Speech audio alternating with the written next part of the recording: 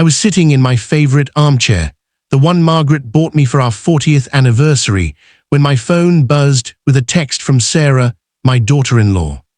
Ha-hun. That was it. 2 words and 2 periods that would change everything. I stared at those letters for a long moment, my weathered hands trembling slightly as I held the phone. At 73 years old, I'd learned to read between the lines, and those 2 syllables dripped with contempt. But it was the bank notification that followed 30 seconds later that made my blood run cold. Joint account withdrawal, $47,000. New balance, $0. $47,000. Gone. The money Margaret and I had saved for decades, the nest egg I'd been carefully managing since her passing 2 years ago. The account I'd foolishly added Sarah to when my son Daniel begged me, insisting it would make things easier when I got older and needed help with bills.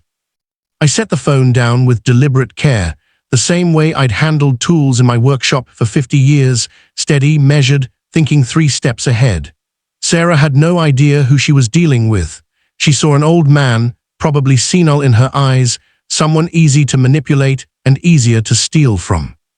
She forgot I'd built a construction empire from nothing. Let me back up. Daniel, my only son, married Sarah 5 years ago. I had reservations from the start, something about the way her smile never quite reached her eyes, how she calculated every conversation like a chess move. But Daniel loved her, and I loved Daniel, so I kept my mouth shut and my checkbook open. Margaret, God rest her soul, she saw it too. That girl's got champagne tastes and box wine character, she'd whispered to me at their wedding. She was never wrong about people. After Margaret died, I was lost. The big house felt empty, my days felt longer, and Daniel worried.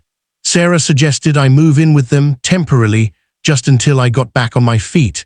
That temporary arrangement became 2 years, and slowly, subtly, I became invisible in my own son's home. Sarah controlled everything: where we ate, what we watched, who visited.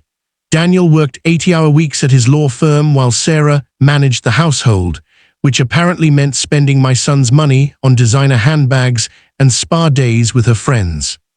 3 months ago, Sarah turned her attention to me. She was sweet as pie, suddenly interested in my well-being, my finances, my estate planning. Like a fool, or maybe just a lonely old man desperate for family connection, I'd added her name to one of my accounts. Just for emergencies, Dad, Daniel had said, in case something happens and we need to access funds for your care. I should have known better, I did know better, but grief makes you soft, and I missed Margaret's counsel. After the ha-ha text, I sat in that chair for 3 hours, watching the sun set through the living room window, my mind working through scenarios like I used to work through building plans. By the time Sarah came home, carrying shopping bags from stores I couldn't afford even with my contractor's pension, I had a blueprint. "Hi, Grandpa," she chirped, using that fake cheerful voice that made my teeth ache. "Did you have a good day?" "Quiet day," I replied evenly. "Got a strange text from you, though." Her smile flickered, just for a second, but I caught it. "Oh, must have been a pocket text. You know how phones are." I nodded slowly, playing the confused old man she expected. "Must be. Also got a notification about the account. Says it's empty now." "Oh, that." She set down her bags, and I could see the wheels turning behind her eyes. "I moved it to a better savings account for you. Higher interest rate. You'll thank me later." The lie was delivered so smoothly, I almost admired her audacity. Almost. "That's thoughtful," I said. "Which bank?" "I'll get you the details later. I'm exhausted from running errands. Is Daniel home yet?" He wasn't. He rarely was anymore, something I suspected Sarah preferred. That night, I made 2 phone calls from my bedroom. The first was to my lawyer, Jim Patterson, who'd been handling my affairs since 1987. The second was to my accountant, Linda Chen, who knew every penny I had to my name. What Sarah didn't know, what I'd never told Daniel because he worried about me doing too much, was that the $47,000 she'd stolen was less than 3% of my total assets. Margaret and I had been smart, frugal, and invested well. Between property holdings, retirement accounts, stocks, and the sale of my construction business, I was worth just over $2.1 million. The joint account, that was my spending money account, what I used for gifts, groceries, and general living expenses. Important to me, sure, but not devastating to lose. But Sarah didn't know that. She thought she'd scored the big prize, that she'd cleared out the foolish old man's life savings. I could imagine her celebrating, maybe already planning what she'd buy with her stolen fortune. Jim confirmed what I suspected. Legally, because her name was on the account, the theft would be hard to prosecute.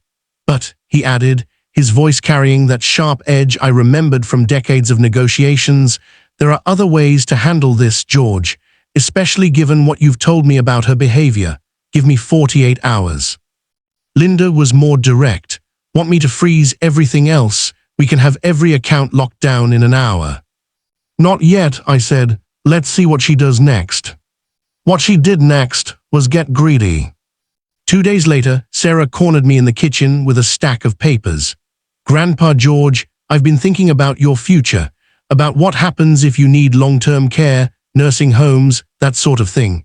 I found this great estate planning service that can help protect your assets. I looked at the papers.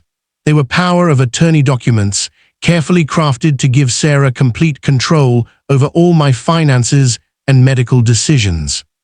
Daniel and I just want to make sure you're taken care of, she continued, her voice dripping with false concern. Sign these, and we can make sure everything's protected.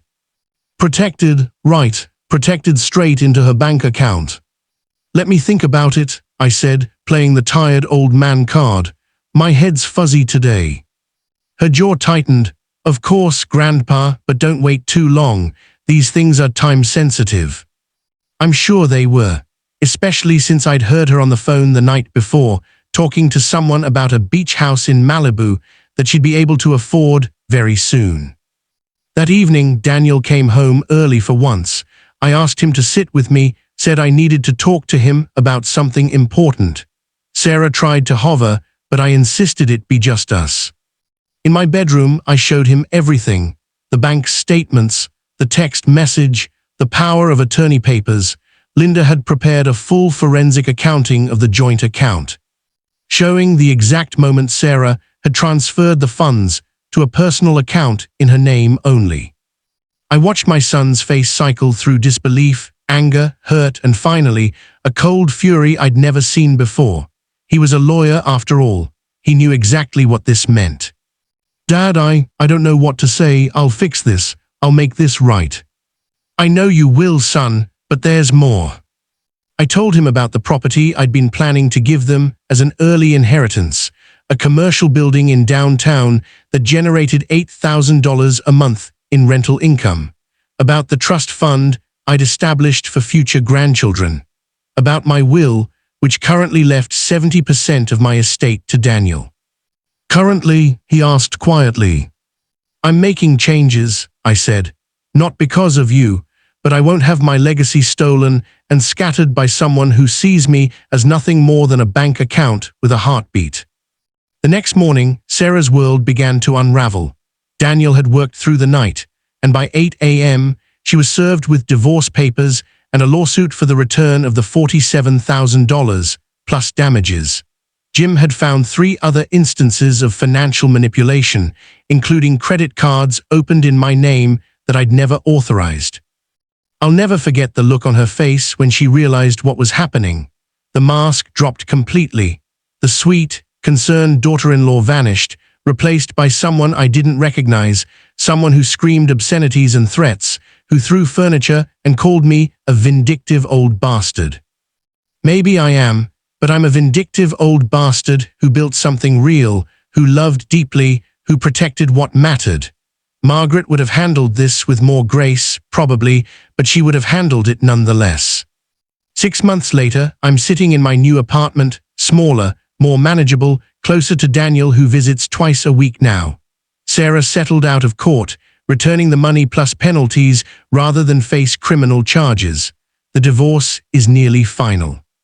Daniel apologized 1,000 times, but I told him the truth. We both got conned by a professional. The difference is, we learned from it.